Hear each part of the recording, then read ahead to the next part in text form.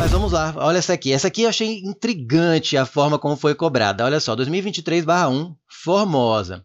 Quando iluminamos a superfície de um metal com um raio luminoso e comprimento de onda suficientemente pequeno, o que significa aí? Ó, vamos de novo. O que ele está falando, você já deve perceber que é efeito fotoelétrico. Com certeza, quase certeza que eu já expliquei numa outra aula da Unirv. Se não, já expliquei umas dezenas de vezes em aulas de física moderna pela plataforma. Você pode ir lá estudando por assuntos. Se quiser rever ou ver se tem mais alguma coisa que eu falei na outra aula que eu não falarei aqui.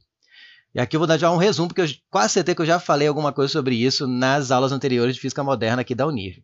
Quando iluminando a superfície de um metal com um raio luminoso, ó, então você jogou luz no metal. Então, você tem um metal ali, ó, como que é efeito fotoelétrico?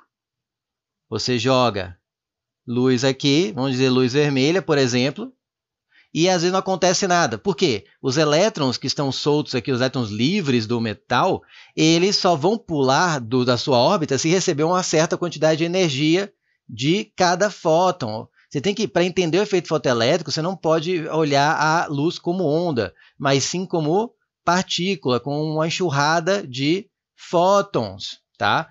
Porque como que foi explicado o efeito fotoelétrico? Como que ele foi visualizado primeiro e ninguém explicava? Você jogava luz vermelha, por exemplo, lembrando, vamos lembrar outra coisa que a energia do fóton, a energia de cada fóton de luz, ela é diretamente proporcional à frequência da onda, tá? A energia de cada fóton, ou seja, quanto maior a frequência da onda, e disso implica, quanto maior a frequência, o que eu tenho menor?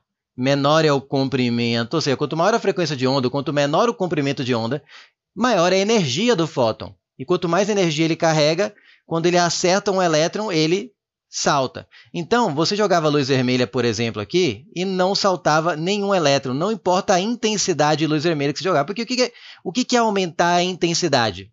É você jogar um monte de luz de ondas vermelhas aqui, que corresponde a vários cubinhos desses que eu estou desenhando aqui, que são os fótons. Só que eu preciso que um fóton sozinho tenha energia, porque você tem que pensar que aqui o combate é de 1 para 1. É um fóton acertando um elétron. Se o fóton não tiver força suficiente para fazer o elétron pular, o elétron não sai do lugar. Lembra? O elétron dá salto quântico. Ele não vai se mover proporcional. Ah, não tem energia suficiente, não. Eu vou empurrar você só metade do caminho. Não existe metade do caminho para elétron. Tá? O elétron se comporta de forma quântica. Ou ele vai, 8 ou 80. Ou ele pula para o próximo, ou ele não sai do lugar. Ele não para no meio de duas órbitas. Ele não para a meio caminho de escapar do elétron. Ou você tem fóton, ou você tem energia suficiente para me tirar daqui, ou eu não saio do lugar. Então, se não adianta jogar um fóton, eu não vou jogar 10 fótons, eu vou continuar no mesmo lugar. Não pula nenhum elétron. Não, então, você aumentar a intensidade luminosa, jogar um monte de pedrinha pequena numa pedra gigante. Ela não sai do lugar. Ela não vai sair do lugar. Não adianta aumentar a quantidade de pedrinhas. Tem que jogar pedras maiores. Então, o que você tem que fazer para pular elétron? Jogar, por exemplo, luz violeta. Da luz visível é a que tem maior energia. Aí você joga a luz violeta. Se ela tiver energia suficiente, isso depende do metal. Mas normalmente a violeta tem energia suficiente. Então, você joga ali os fótons da violeta, que eu vou colocar aqui uns fotão. Aí, ó. E aí sim, os elétrons saltam do metal. Então depende da energia do fóton, ou seja, depende da frequência da onda e não da intensidade da onda, a intensidade com que o efeito fotoelétrico ocorre. Tá? Quem explica o efeito fotoelétrico? Einstein. Quem observou a primeira vez foi Hertz, mas Hertz não conseguiu explicar. Aí veio Planck, criou a teoria da quântica, de que algumas coisas na natureza se comportam de forma não contínua, né, mas sim discreta. Então se dá saltos de energia. E isso Einstein pegou e conseguiu com isso explicar o efeito fotoelétrico, e por isso ele ganhou um prêmio Nobel. Beleza? Porque a explicação do Einstein para o efeito fotoelétrico lhe valeu um prêmio Nobel. Então tá aí o resumo. Vamos continuar lendo. Então, quando eu jogo um comprimento de onda suficientemente pequeno, ou seja, uma frequência suficientemente grande, que dá uma energia suficientemente grande, a luz faz com que elétrons sejam emitidos no metal. Começa a pular elétron. Isso é usado agora. Este fenômeno é essencial para o funcionamento de equipamentos como câmaras de TV. Para mim era câmeras, mas enfim, talvez as duas palavras sejam certas. Aí fica o professor de português. Óculos de visão noturna, usa efeito fotoelétrico. Lâmpadas, aquelas que acendem sozinha, elas podem ser por efeito fotoelétrico. Outro dia eu vi uma questão que explicava por outro método também. que agora não vou me recordar, mas tem outros, depende da lâmpada, tem funcionamento por outro tipo de sistema.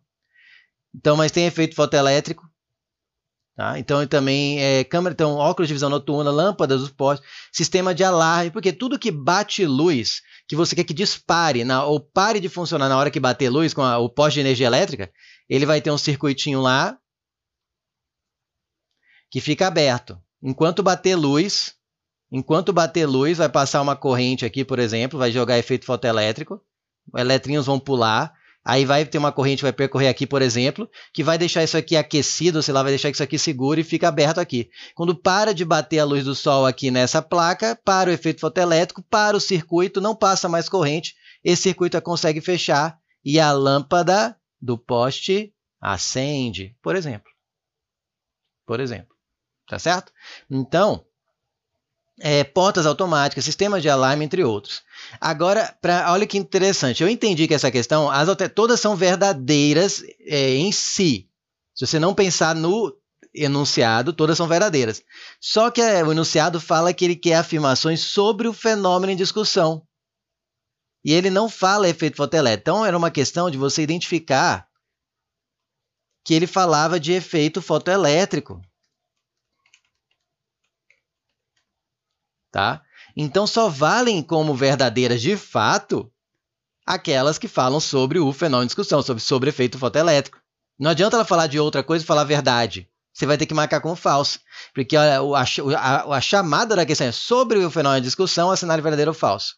Na verdade, eu entenderia que as outras eu não poderia marcar nem verdadeiro nem falso. Porque eu só posso marcar verdadeiro e falso se for sobre o fenômeno em discussão.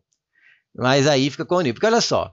A difração da luz, porque ele não falou que é efeito fotoelétrico. Então, na verdade, você tinha que identificar que seria efeito fotoelétrico. E não difração da luz, que ele vai ficar alternando. A difração da luz, alguém pensa que isso aqui é difração da luz, ocorre apenas quando o tamanho da fenda metálica é da mesma ordem de grandeza do comprimento da onda de luz. Isso é verdade, tá? Se você tiver a difração da luz, que é a luz passar por orifícios de tamanho aproximadamente ao comprimento de onda e depois se espalhar após contornar o obstáculo, é difração. Só que difração é o fenômeno de discussão? Não. Então, por isso, eu vou ter que pôr falso. Para mim, essa lógica não é tão perfeita. Como eu falei, sobre o fenômeno de discussão, assinale verdadeiro ou falso, para mim, eu teria que marcar verdadeiro ou falso na hora que ele fala de efeito fotoelétrico, e quando ele fala de outra coisa, eu não posso marcar nem verdadeiro ou falso, porque é só marque verdadeiro ou falso sobre o fenômeno de discussão. Filosofia. Tá? Mas não tinha como responder os outros itens se você não entendesse que era isso. Então, assim, a letra A é uma afirmação verdadeira em si? Sim. A difração da luz ocorre quando o tamanho é verdade. Mas isso é o efeito que está sendo discutido? Isso é efeito fotoelétrico? Não. Isso é difração da luz. Então, por isso, eu vou colocar falso. Mas eu fico meio relutante, tá? É um verdadeiro, só que ele não fala do efeito fotoelétrico. Entenderam? Então, na hora da prova, você marca falso, porque senão você não teria o que marcar aí. Tá? Porque ele falou que eu só poderia marcar verdadeiro ou falso sobre efeito fotoelétrico. Isso aí não é efeito fotoelétrico, para mim não podia marcar nem verdadeiro nem falso. Mas você tem que marcar alguma coisa. Então você tem que sacar que o cara que fez a questão está querendo que você marcasse verdadeiras que tem efeito fotoelétrico. É plausível, apesar de não ser lógico para mim aí. Falso com interrogação, tá? Porque para mim isso aqui eu não tinha que marcar nem verdadeiro nem falso. A energia do fóton da luz incidente na superfície metálica depende da frequência da luz. Sim, ó, eu falei. Verdade. E fala sobre efeito fotoelétrico. Então, essa é verdade verdadeira. Verdade no assunto. C. A difração da luz se refere ao espalhamento da luz ao contornar o metal. É que ele está usando metal porque realmente ele quer dar... aí você acaba sacando que ele quer que você... ele quer pegar o aluno que não sabe que efeito é esse e coloca o metal porque ele está falando sobre metal, superfície de metal. Então, ele está falando sobre o metal. Só que a difração ocorre quando contorna o metal? Sim, quando contorna outros muros, qualquer coisa que seja um obstáculo e tiver uma fenda do tamanho aproximado da ordem de grandeza do comprimento de onda, é contornado, tá? Então, a difração da luz se refere ao espalhamento da luz ao contornar o metal? Sim, ao contornar o metal, outros objetos, mas sim, ao contornar o metal, se a luz se espalha após contornar um metal, porque lá tinha um espaço, né? Entre o metal e outra coisa, é difração. Tá? Então essa afirmação é verdadeira? Para mim ela é verdadeira, mas ela não é sobre o efeito fotoelétrico. Você tem que perceber que é o que ele queria que você sacasse aí. Ele podia colocar assim, marque verdadeiras que são sobre o efeito, sobre o fenômeno de discussão e marque com falsas que não são do fenômeno de discussão. Aí para mim ficaria perfeito, mas tá bom. A difração da luz se refere ao espalhamento, acho que pegaram uma questão e adaptaram, aí ficou essa coisa, mais ou menos, tá? A difração da luz se refere ao espalhamento da luz ao contornar o metal? Sim, mas isso é o que está sendo discutido aqui? Não. Então, eu vou pôr falso com relutância. Tá? Falso assim, eu entendi que ele quer que eu marque que é falso, mas já rigou na minha lógica, tá aberto para discussão aí, para mim não podia marcar nem verdadeiro nem falso, né? Você tinha que deixar em branco. Mas isso também não faz sentido para o contexto da prova. Né? E letra D, o efeito fotoelétrico não depende da intensidade da luz incidente no metal. Sim, é o que eu falei, não depende de quanto você joga de luz, mas sim da energia de cada fóton. Ele ocorre dependendo da energia de cada fóton e não de quanto você joga. Tá?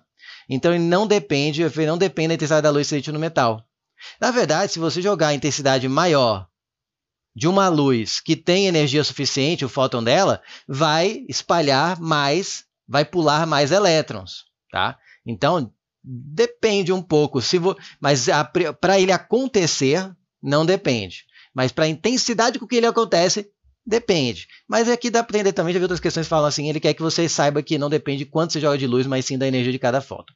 Então isso aqui é verdade e verdadeira mesmo, porque daí está falando sobre o efeito fotoelétrico, que era o que a questão queria que você falasse, era que soubesse do que ele está falando e marcasse verdadeiras que são do que ele está falando e falsa, mesmo sendo afirmações verdadeiras, há de coisas que ele não é do que ele está falando. Tá? Então foi uma adaptação meio mais ou menos da Uni, mas ela já fez isso antes, vocês já fizeram questões sobre isso antes, que eu já cansei de falar, que ela pega, adapta e sai umas lambançazinhas. Essa foi de leve, para mim acho que até dá para acertar, cabia recurso, talvez ela vai aceitar, eu acho que não, tá? Porque dava para entender, apesar de que a rigor, para mim, A e a C, você, de acordo com ele falar ali sobre marque verdadeiro ou falso sobre o fenômeno de discussão, eu não podia marcar nem verdadeiro nem falso, tá certo? Então fica FV, FV...